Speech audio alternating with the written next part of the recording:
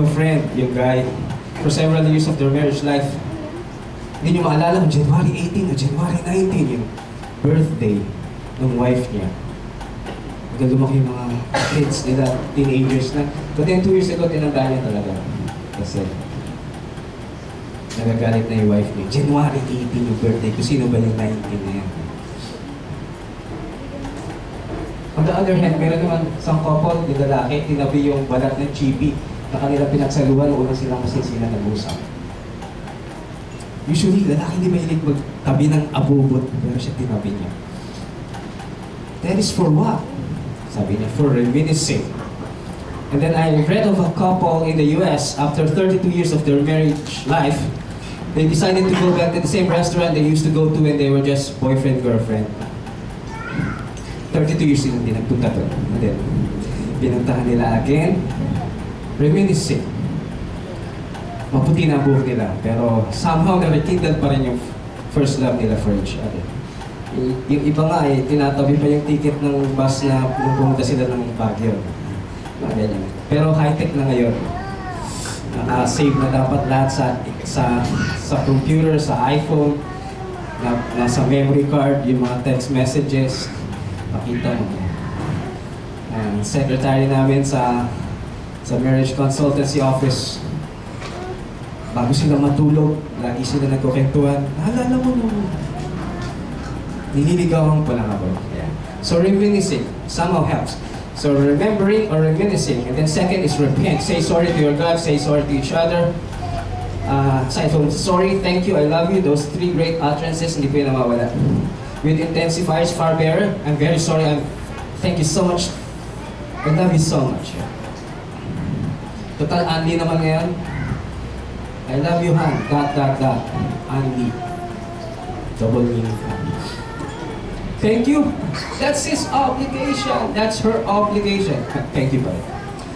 Sorry? Maliit na bagay lang yan. Sorry pa rin. Baka lumaki. And then the last is repeat or return. Go back to number 1.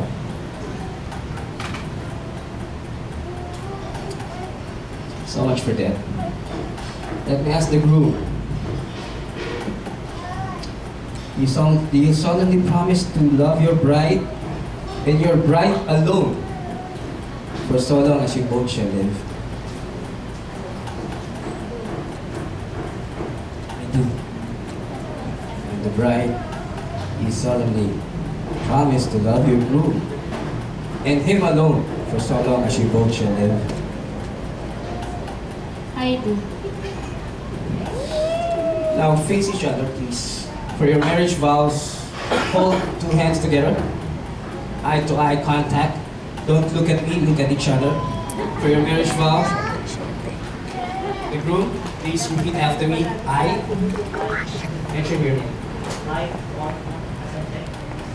Thank you. Mention the bride's name. To be my lawfully wedded wife. To have and to hold from this day forward, for better or worse, in sickness and in health, to love and cherish, till death do us part. Tell me, right? I. Thank you. The groom's name.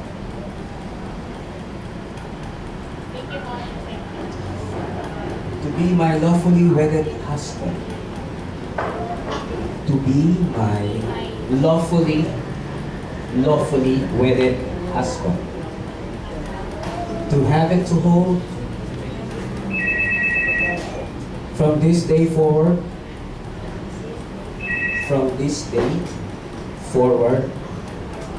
for better or worse, for richer or poorer, in sickness and in health, to love and cherish till death do us part. Now the rings, please. Ang groom muna ang nagsusunod.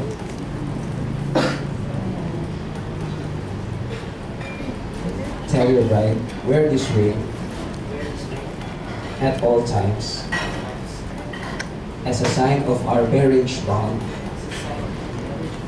and as a pledge of your love for me.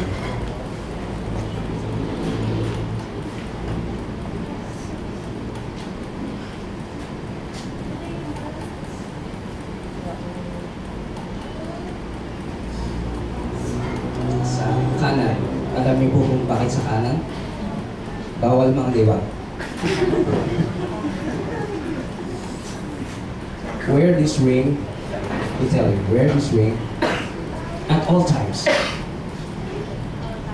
Kasi yung ibang lalaki, pag may maganda dyan, tinatanggal. As a sign of our marriage bond, and as a pledge of your love for me.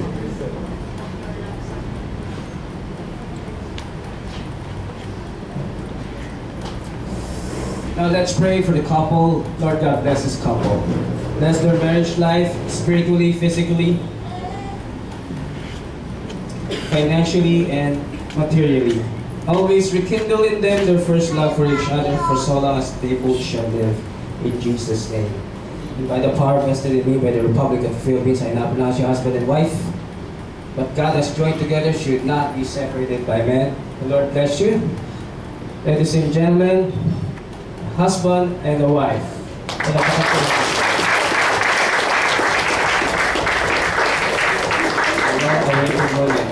Fisher Brown. 10 seconds for the pictures. If you want 1 hour.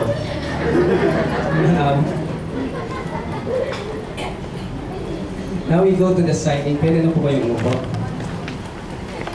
We go to the signing.